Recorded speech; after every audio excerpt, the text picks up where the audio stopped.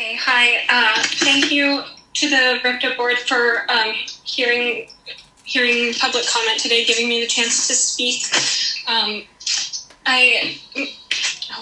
Excuse me, I apologize for that background buzzing. I've stopped that now.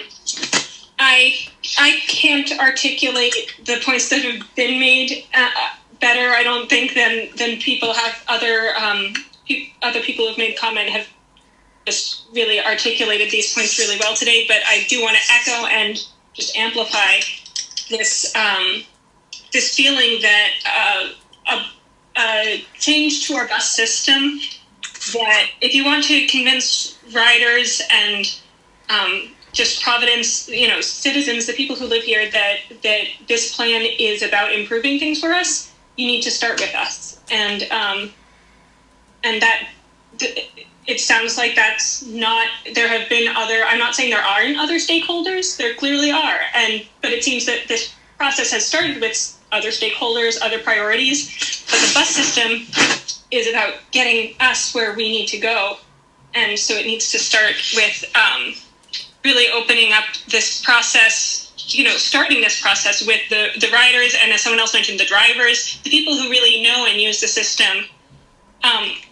I don't have as much policy expertise as some of the people here have, but my expertise is just as a rider. I am a disabled, chronically ill person living in Providence. I don't have a car.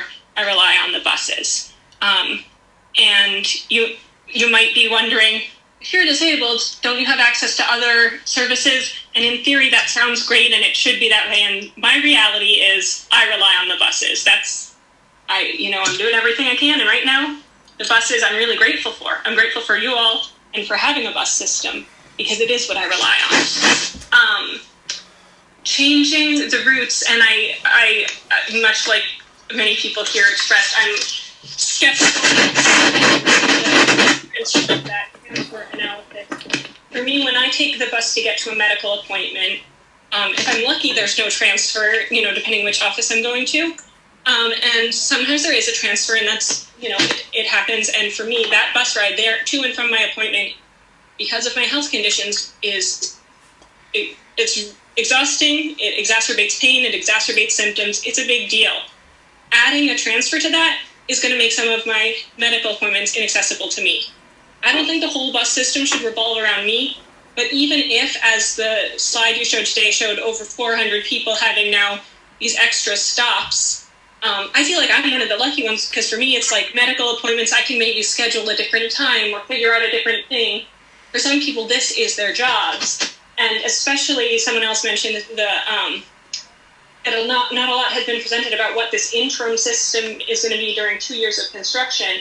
We're talking about disrupting people's livelihoods, access to material well-being. You're disrupting that for 2 years, and then again at the end of the 2 years when the construction ends, and you're not telling us what or how that's going to work for that interim system. It's really concerning. I'm not saying it's bad. I'm not saying it wouldn't work. I'm saying we don't know enough about it to even know if it would work or not, and it didn't start with us, so that gives me concerns. So I think that we will take the time to hear from more people, ideally kind of, as many people today suggested, kind of starting a little fresh, starting with hearing from more people. And as I appreciate you taking the time to do today, to hear from us. So thank you for the time. Okay, thank you.